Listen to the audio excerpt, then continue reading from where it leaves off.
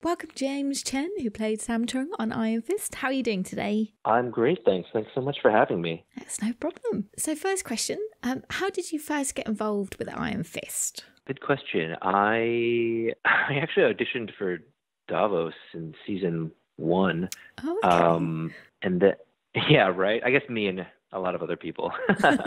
But um season two came around and I had auditioned for an earlier character in an earlier episode. I think it was the character that James Liao plays, who runs the moving company. Al, I think is his name in the show. But so that yeah, so I this another appointment came in for this other character, and it was under a fake name. It's called Jackson, I believe. And I remember actually I couldn't make that appointment in person here in New York, and so it was late at night. I was helping my friend prepare an audition of hers, and I was like, "Oh, wait, one last thing. I got to do this tape because I can't make it in tomorrow. Can you run this with me?" And so we just took like 15, 20 minutes, put it up, and something about it just aligned. I didn't overthink it. It just seemed to naturally fit who I was. I felt like it was easy to make choices that were the choices that I made. I felt like they felt intuitive and right. And yeah, I sent it off. Found out a couple weeks later that I was pinned, and then couple weeks after that, I got the job. Yeah, and we were shooting. I think it was the first week of January. Oh, cold. Yeah, yeah, we were shooting in Greenpoint, Brooklyn, but it was fantastic. I got to meet Jess Henwick, who is awesome. Yeah. I mean, what's it like working for Marvel? Is it all like super top secret? It is. Yeah, no pressure. Yeah, there is. It's funny because like I'm used to the non-disclosure agreements, these NDAs from working on The Walking Dead. So when I am signing my NDAs for Iron Fist and Marvel, I'm like, okay, I got it. I know what this is about, but I give it like 100% secrecy unless I'm told otherwise. So I was giving it like really, really, really tight secrecy. I wasn't telling anybody because that's what I'm used to. And then kind of little by little, slowly, I'm hearing from the cast. This is as we're shooting season two, that like some of them are mentioning that they're on the show and that I think they had even posted that who they were playing on like IMDb or something like that. So there seemed to be a little bit more. It was like a little bit more open. Obviously not giving away any other information than that. But yeah, I waited a good long while before I mentioned it to anyone. Yeah, just in case. Yeah, totally. But it's fantastic to work on the show just because everyone on the cast and crew is just absolutely wonderful. Yeah. So, how much did you know about the alter ego of your character? So, Blind Spot is quite a kind of relatively new character in the comic books. Oh, well, yeah. I mean, I started to look him up a lot when our showrunner Raven told me that my character's name was the full name was Sam Chung. So yeah, I know that he's an illegal immigrant from China. He came over when he was a young boy. He's basically a janitor at Columbia in New York, and through his own intellect, his kind of Goodwill Hunting style, self-taught and self-engineered and built his own super suit. And I guess you could say like he's a natural athlete. I think he's a gymnast, Yeah. right? But it's through Daredevil that actually Matt Murdock teaches him actually his offensive fighting powers. He has no supernatural powers per se, just a really sick super suit, Yes. a la Batman. Yeah, definitely. What did you think about the ending? With Colleen Wing become the Iron Fist? I thought that was awesome for a lot of reasons. Like I feel like there aren't enough female heroes in general, or female characters, for one. So Yeah. I think it's awesome that Colleen and Jessica get to go on that journey, not just as a character, but kind of as for sake of representation and the positive image that portrays to not, of course, to women, but just to men too. So it's like, they can realize, oh yes, of course, like, that we should think of females as superheroes as well. So I think her and Misty together are an awesome combination, and they have a Yes. great rapport, obviously as well, right? Yeah. Yeah. And I also think it's sick that her fist glows white. What? Right. And then she can power it through that katana. Are you kidding me? What? I know. That's amazing. Yeah. I think that's the coolest. And, you know, the whole development of the backstory that like her ancestor was that pirate queen, and, you know, that's really why ultimately she has the connection. I think that's a really awesome backstory. Yeah, definitely. Yeah. So would you be up for like fighting side by side with Jessica Henwick if there's a third season of Iron Fist? Because I hear you're trained in MMA. Oh my God, let me think about that. Yes, Yeah. that would be incredible. Yeah, I've been, I studied martial arts. Like in high school, I took wushu, and then when I was in college, I studied traditional Chinese kung fu as animal style. And yeah, for the past year, I've been training mixed martial arts, which is like Jeet Kune Do, which was Bruce Lee's system, along with boxing, Filipino boxing, Kali, Muay Thai, and Jiu Jitsu. So it's a very comprehensive academy. Wow. It's a great school, Anderson's Martial Arts here in the city. Yeah, and yeah, so that training has been ongoing. I am ready and Just willing waiting for the call. to help. To help. Yeah. That's right. We're ready to go. So would you be, are you hoping for a Daughter of the Dragon series too? Oh my God, that would be amazing. I would love that. You know, yeah, as I said before, like their rapport is so great. And I don't know, also like what she was wearing in that last kind of image of her, where she stopped, it was like where she whipped out the sword and made it glow.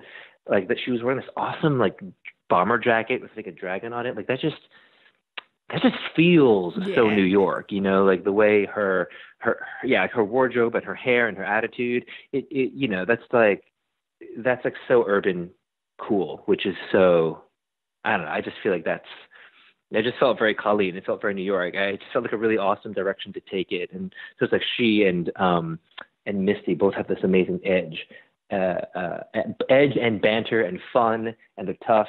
So yeah, I would love to see that. Yeah, I mean, it's just kind of screaming out for it with that jacket, right? It is. I mean, I sign up to get your limited edition.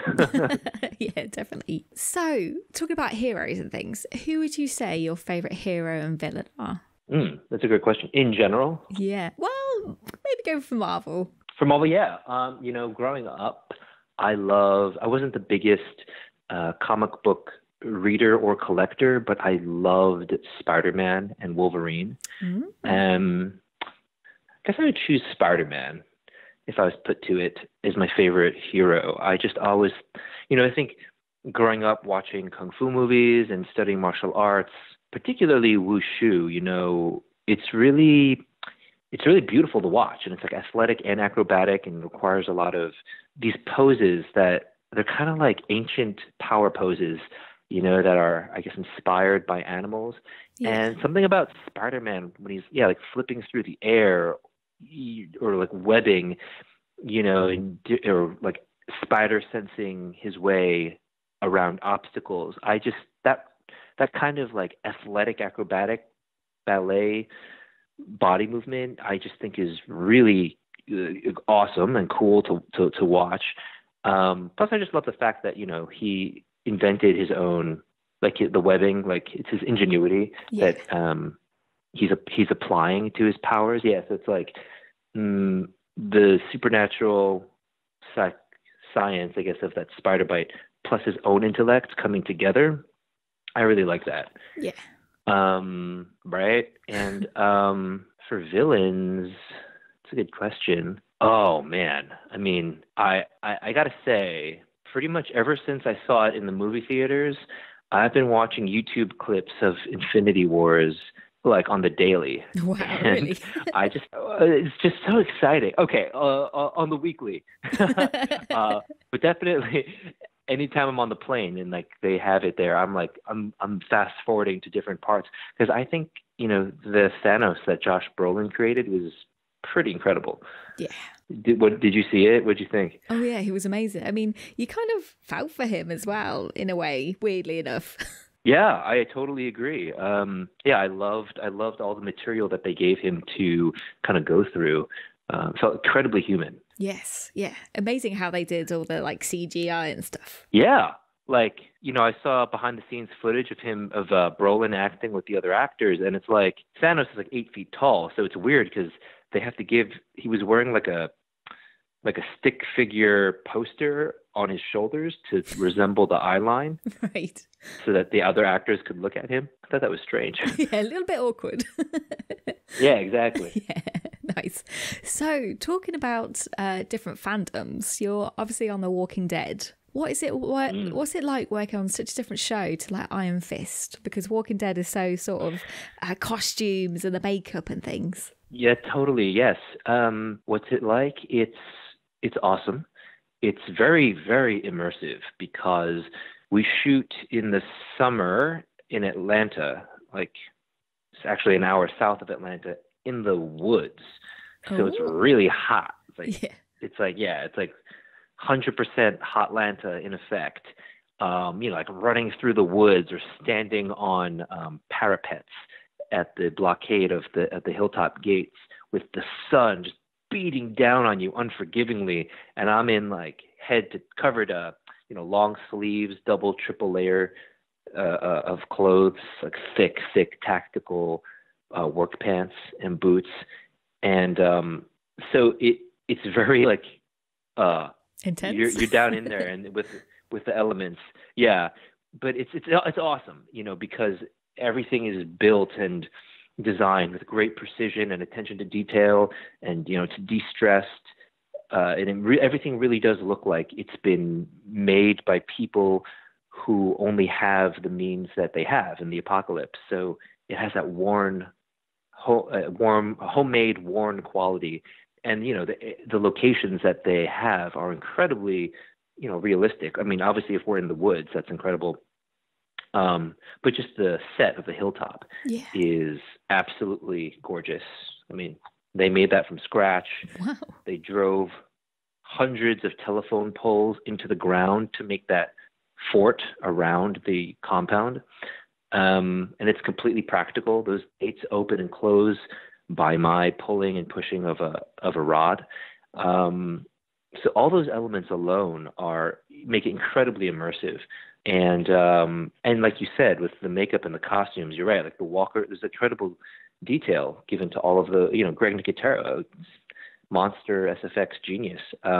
There's very little acting required because there's so much to feed off of inspiration wise. Yeah.